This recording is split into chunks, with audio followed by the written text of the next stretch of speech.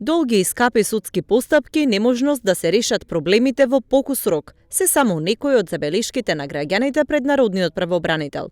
Од канцеларијата на заменик Народниот правобранител во Струмица велат дека тоа се најбројни забелешки. Сега вака по градација, значи најголем број представки имам примерно како и секоја година поради повреда на постапките пред судовите.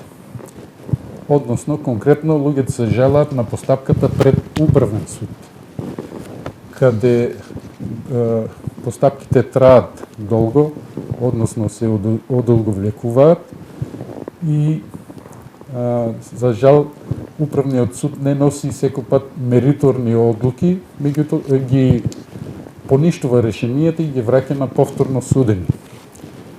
Имаме случаи кога има по 2-3 пресуди од управен суд, меѓутоа првостепениот орган за жал донесува исти одлуки.